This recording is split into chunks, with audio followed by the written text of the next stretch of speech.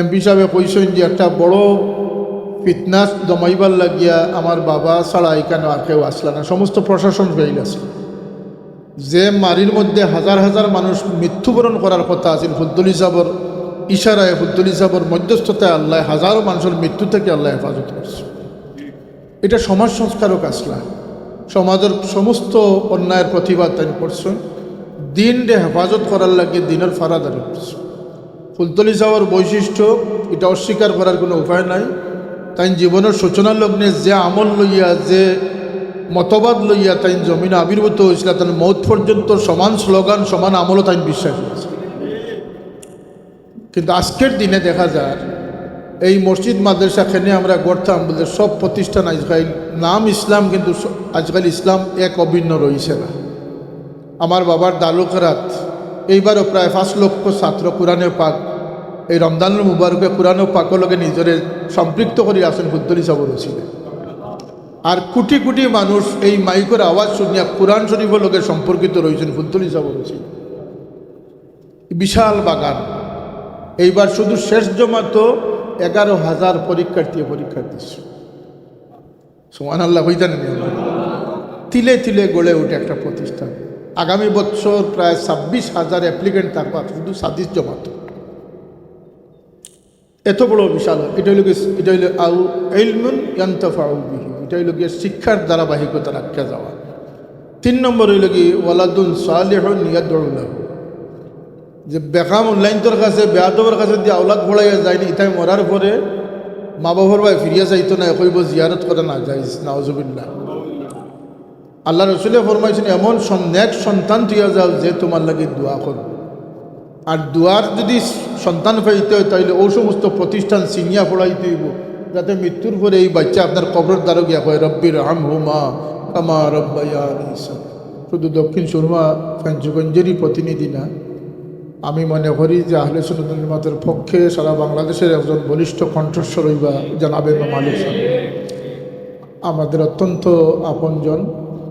আল্লাহ তাঁকে সংসদ সদস্য নির্বাচিত করছেন, তার দ্বারা দিনের এবং দেশের খেদমত আল্লাহ অব্যাহতভাবে চালাই যাওয়ার তৌফিক দান করুক এবং সুস্থতা দীর্ঘ হায়াত তাঁকে দান করুক।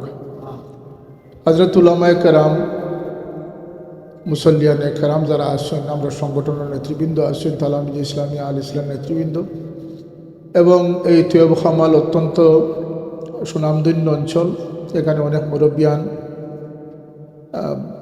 উপস্থিত আছেন, সবকে আন্তরিক মোবারকবাদ জানাই।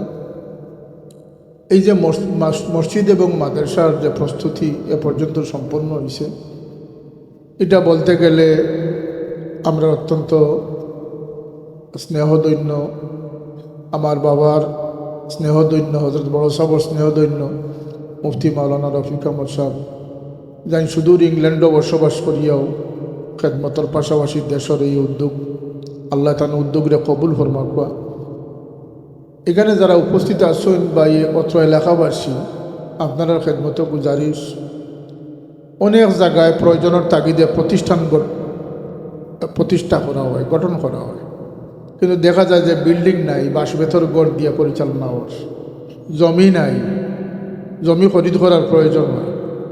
আমি তো মনে করি যে আপনারা দশের পক্ষে সমস্ত কাজ মৌলানা রফিক আহমদ সাহেব আয়োজন করে দিয়েছে, রফিকুদ্দিন সাহেব ইন্তজাম করে দিলেছে। এটার প্রতি শুধু ভালোবাসা মহাব্বত রে দিল রাখিয়া এটার সহযোগিতা করে যাবই আমরা খাম মৌলানা সাহেব। এর লাগিয়ে আপনারা বাচ্চাইন দিতা, পৃষ্ঠপোষকতা করতা, সহযোগিতা করতা। কারণ আজকের দিনে সবচেয়ে বড় যে আন্দোলন আমরা করি, আমার বাবা সমস্ত জীবন এই দেশের সুন্নিয়তের পক্ষে আল্লাহ নবীর প্রকৃত দ্বারারে জারি রাখবার লাগিয়া প্রাণান্তকর চেষ্টা করি বেশ, এবং তিনি 1 বাতি 1000 বাতির প্রাণ জ্বালাইয়া গেছে। তাই এমন এক সময় এগুলোর মোকাবিলা করছেন যখন তাই একাকিত্বভাবে করছে। আমার বাবা হিসাবে নয়, বাস্তবতার ক্ষেত্রে কইয়ার যে প্রতি ঘন্টায় ঘন্টায়, প্রতি মাসে মাসে, প্রতি বৎসরে বৎসরে পরিবর্তনের সাথে সাথে এই দেশের আলিম উলামাগুলোর ফতোয়াও বদলে, আমলও বদলে। কিন্তু ফুলতলি সাহেব একমাত্র ব্যক্তি যাইন তান জীবনের বর্ণাঢ্য 90 বৎসর যাবৎ এখানে অনেক মুরব্বিয়ানে কেরাম আসছেন। কিছুদিন আগে শুনলাম যে কিছু পায়তারাওর জনৈক ব্যক্তিরে বাঁচাইবার লাগে শুকরের গুছরে কীভাবে হালাল বানাই দেখো কেন আউযুবিল্লাহ। আরও জনে কইছে কলমার লগে লা ইলাহা ইল্লাল্লাহ লাগবো আর মুহাম্মদ রাসূলুল্লাহর দরকার নাই। আমি কইলাম জাগাত ফজি গেছে হে যে ইহুদির ছেলা।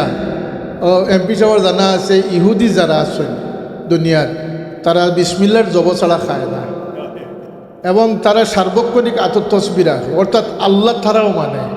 তারা লোকে আমরা দ্বন্দ্বর মূল কারণটা হইল কি রিসালতে মোহাম্মদ মুস্তফা সাল্লাল্লাহু আলাইহি ওয়াসাল্লাম।